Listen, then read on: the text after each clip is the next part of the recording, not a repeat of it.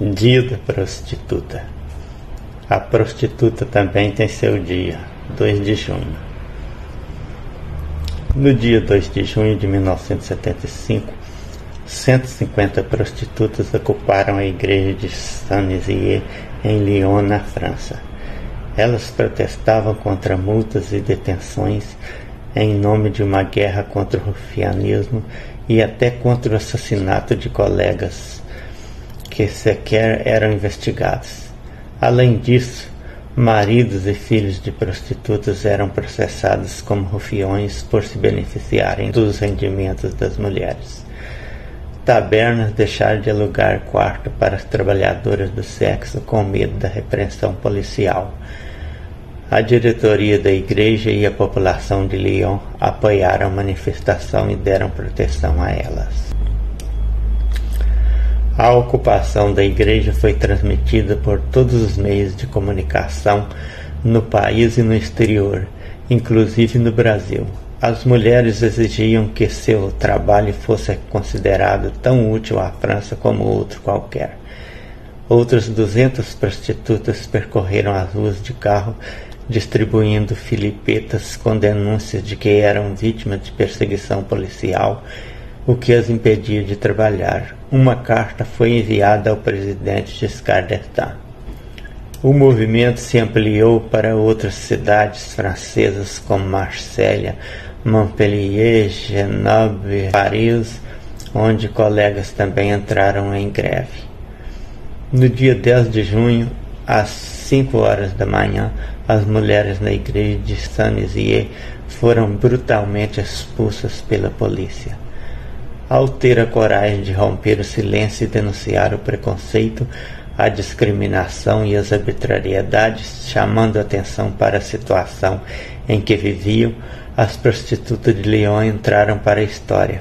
Por isso, o 2 de junho foi declarado pelo movimento organizado como o Dia Internacional da Prostituta.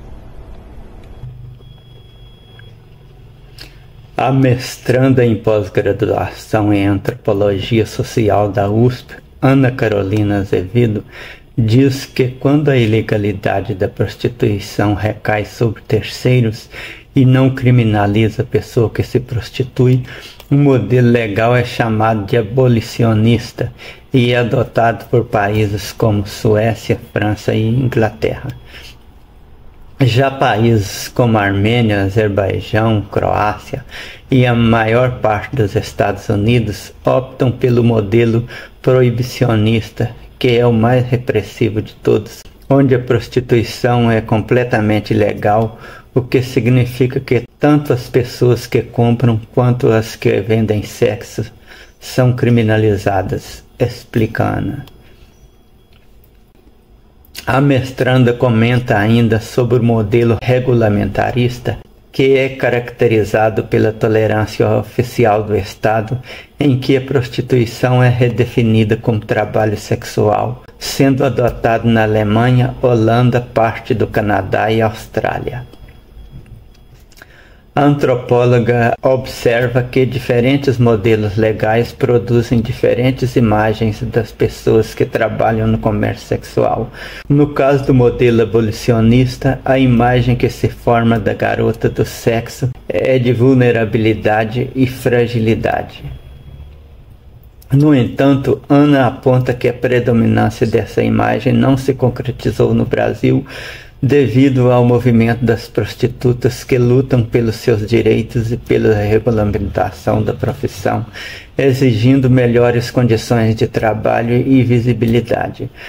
Há mais de 10 associações de prostitutas em diferentes regiões do país, demandando direitos e políticas públicas, lutando por protagonismo e visibilidade, exigindo melhor qualidade de vida e regulamentação da profissão, alega.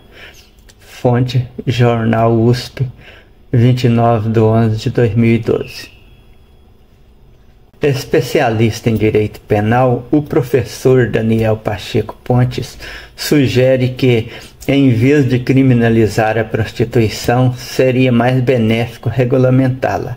Ele afirma que a criminalização poderia resultar em problemas significativos uma vez que muitas pessoas seriam rotuladas como criminosas.